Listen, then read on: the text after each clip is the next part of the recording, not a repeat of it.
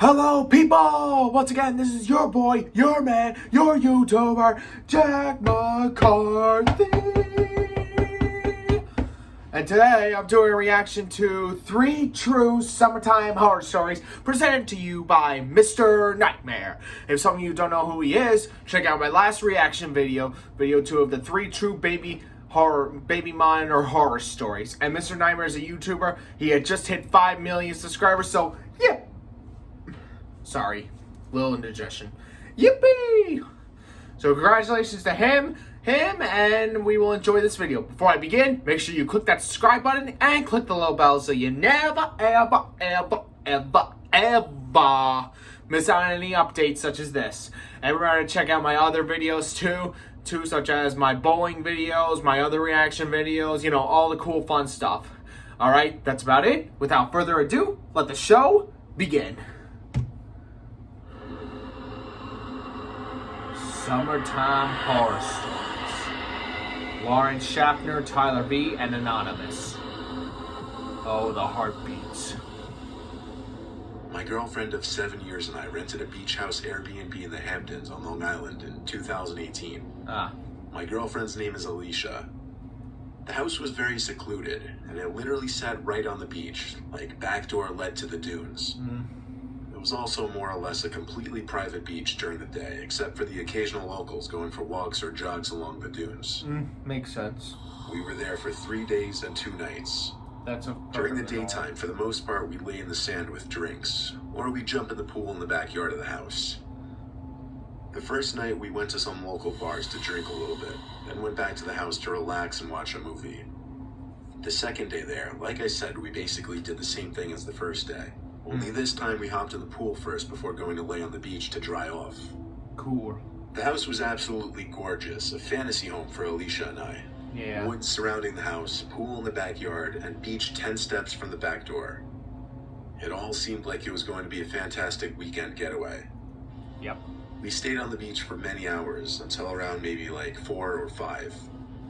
Right as we started packing up and I stood up, I looked at the house. At one of the windows specifically, and I thought for sure I could see someone standing at the window, looking down at me. The sun was kind of creating a glare on the window at its current position, so I couldn't tell 100% if my eyes were playing tricks on me. I grabbed Alicia's shoulder and pointed up at the window. "Do you see that?" I asked. When she said, "See what?" I could see that whatever I thought I saw didn't seem to be there anymore. I told her to keep packing up while I ran back to the house and up the stairs to the bedroom window where I thought I saw someone or something. The room was empty though, as was the closet, under the bed, and the rest of the upstairs rooms. The only noise was the sound of the window air conditioners in various rooms, and then the door opening downstairs. It was Alicia arriving with the stuff, so I chalked it up as seeing things after lying in the sun for hours. That night, we hit a couple of the same bars again. We stayed out later this night because it would be our last night there. Good call. I think we got back around 11. Upon entering the living room, we tried to flick the lights on, but they wouldn't. That's weird. Then we noticed all the digital clocks for the cable boxes were off too, so the power was out. Oh, makes sense. I looked around for a Sorry, circuit just box, adjusting my but chair. couldn't find one. It was way too late to call the homeowner. Yeah. All that would happen is we'd miss out on watching a movie that night. Yeah. We were tired anyway, so we just went upstairs using our phones to provide us enough light to prevent us from falling on our faces up the stairs. Guess that makes sense. We went to bed, and the alcohol in Alicia's system helped her knock out pretty quickly. Yep. But then, I sat up when I felt like I heard something from outside of the room. What did you I hear? looked at the doorway. Someone walked past the doorway in the hall. I covered my mouth with my hands to prevent my squeal of horror from being heard. I lifted myself over Alicia to get off the bed and run to lock the door. The second I locked it, there were knocks on the other side, and someone said, "It's the landlord. I came to fix the power." I didn't believe it for a second. The knocks turned to more aggressive bangs.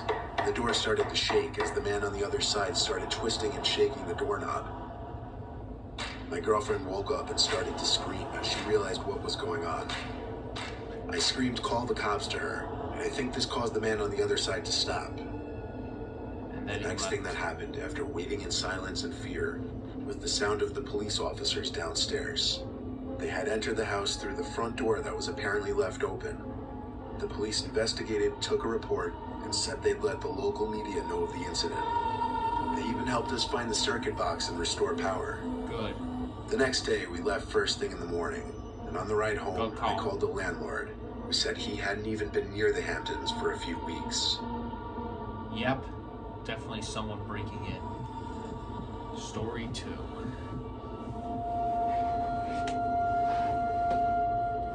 Fourth of July. The story I'm going to be telling you took place around 4 years ago as of today. I haven't told many people about this story because it's something I try to forget. Here's my story. It was a Monday evening, 4th of July. I just finished sophomore year in high school. I was invited to a few 4th of July parties.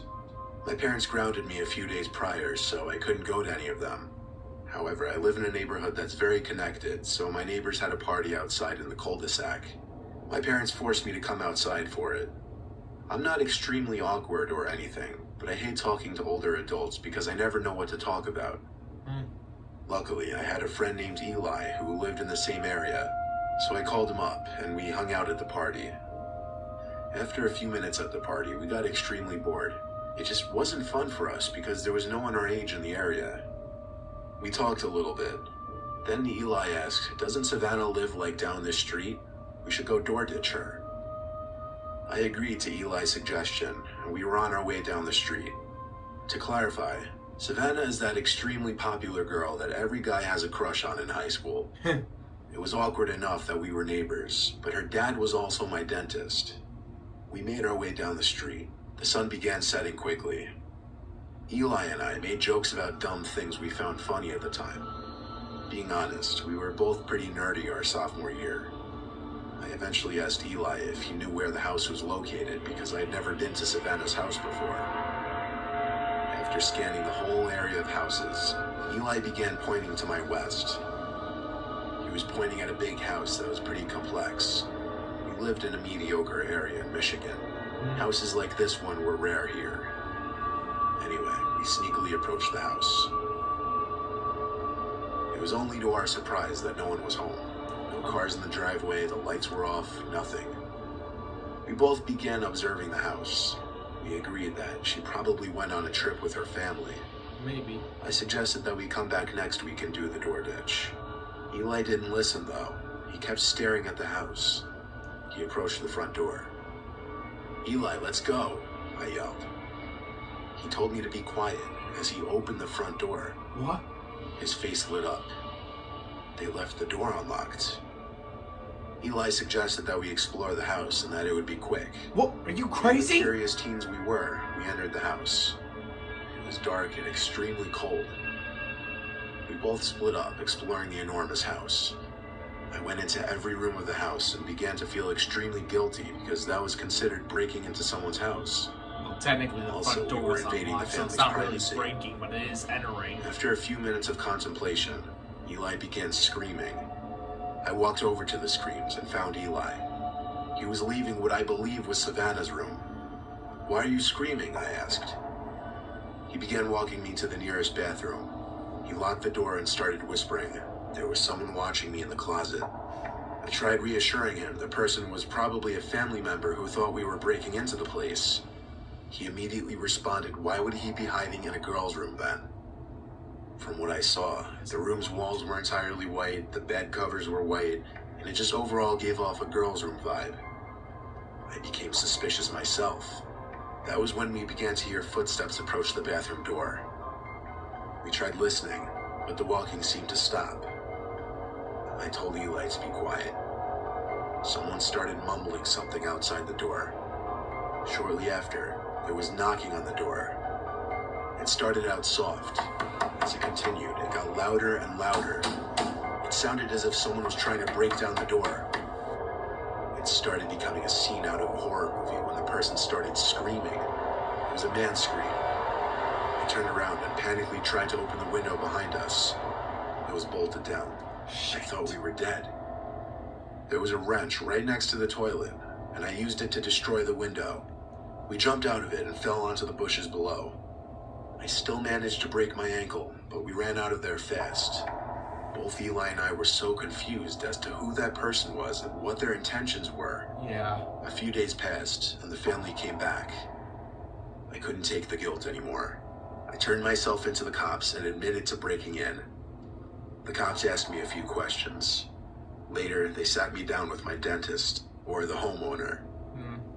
I began the conversation with, "Yes, I'm guilty, but the guy hiding in your daughter's closet nearly tried killing me." My dentist showed mercy and didn't press charges. However, he just started to become anxious as he told me. We never invited anyone to stay at our house.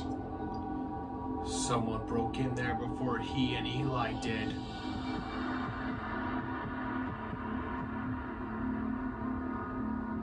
I used to work at this small sleepaway camp as a counselor. It was my first job when I was 17. It was the most fun I could have at any job that age.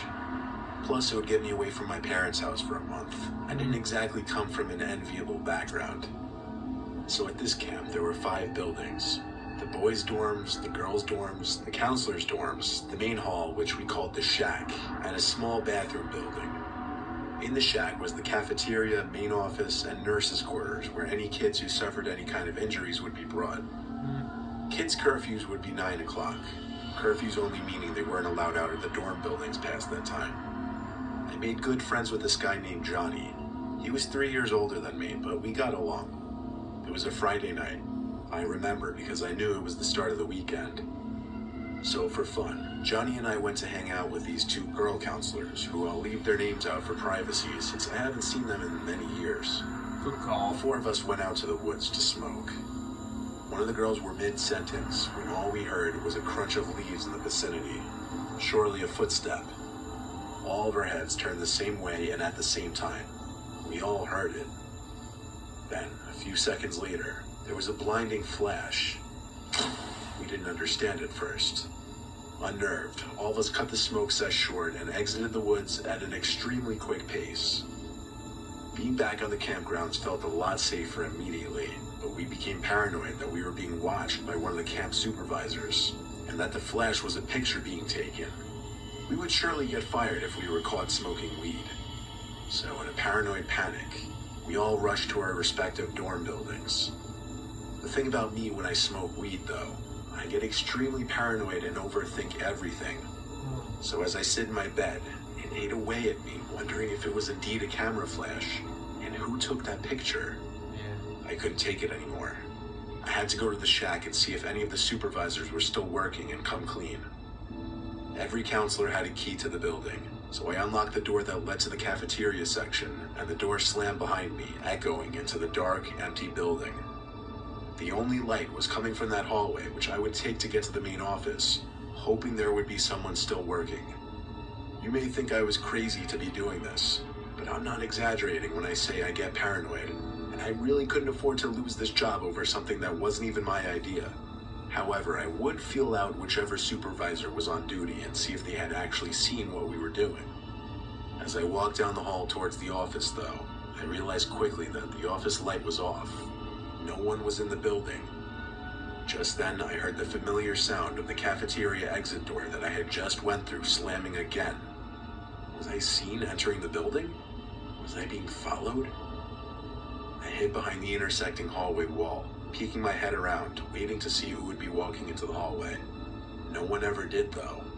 But it took me longer than it should have to notice something peering around the doorway to the cafeteria. It was a person's head. They were doing exactly what I was doing, peering in my direction. When I realized this, I didn't care about being quiet anymore. I ran as fast as I could to the nearest exit, feet stomping on the wood flooring. I ran to the counselor dorm, where only 3 counselors were still chilling in the common area, one of them being Johnny.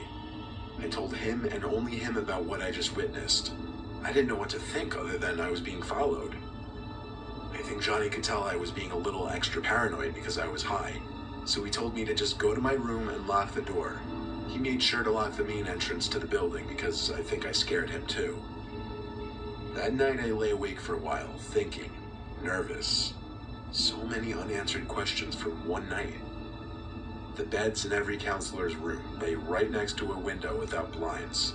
Some moonlight would pour in on clear nights, but not on this cloudy night. It was just pure darkness. Until, however, many hours after laying down, a flash filled my room. Lightning? No. There was no thunder, not even rain. I looked at the window, and all I saw was someone's silhouette out there. When they noticed me noticed them, I saw their hand making a waving motion at me. That was the last straw. I left my room screaming for Johnny. He had already gone to bed at this point, so I banged on his door till he opened up. I told him the man who was following me was at my window, so he went to check with me, but figures, he was gone. Johnny asked me if I was still high. I told him not at all, it had been hours. I asked if we should call the cops or something. He said no. He told me to sleep on the floor in his room with my blankets if it made me feel better. Low-key, I think he wanted me to because he was scared just like I was. Yeah. I didn't understand why on the surface he was pretending to not take this seriously, given that he saw the first flash in the woods with me. I did sleep in his room, though. I didn't want to sleep alone. I was too terrified. The next day, I went to the main office to talk with one of the supervisors. She didn't really know what to do. She didn't call the police, but she gave me permission to call them if something else happened, for the safety of the children. Good call. But nothing happened again. Not until the last day on the job for counselors. What do you mean? This was when the kids had already went home, and it was the day we were supposed to pack up and leave. I woke up to 4 pictures taped on my window. One zoomed in on me in the woods that night with Johnny and the 2 girls. A second picture of me sleeping in my bed. A third picture of me entering the shack building that night we smoked, confirming I was being watched and followed. And the fourth picture, a zoom in of my license plate number. I took the photos and showed them to the same supervisor. She kept them for evidence after writing down my whole story, including the smoking weed part. This was many years ago now, and nothing ever happened again. But I was scared to death that the picture of my license plate was some kind of threat, that whoever it was would track me. I still don't know who took those pictures. Jesus Christ. Whoa. First, the house intruder one, then another house intruder, then 2 house intruders being attacked by another house intruder, and now a stalker. Whoa. Man, those are really scary. They gave me some goosebumps, too. To be honest, I really don't know any much scary stories from my past. No, not really. Nothing scary or anything else like that. Nothing really. But if there is you'll probably see my story on Mr. Nightmare. I'll be sure to submit one to him in case if I do remember something scary, or I ask my friends if they ever had any scary experiences or something like that. Anyway, I hope you guys liked the video. Don't forget to subscribe to this channel, click the little bell so you never, ever miss on any updates. And make sure you also like this video so you can rewatch it over and over and over and over and over again. And remember, I will still keep doing videos of these for you guys because I love you, and I'll try to keep up with other trending stuff or updates of my favorite YouTubers or anything else like that. In the meantime, this is Jack McCarthy signing off. Bye.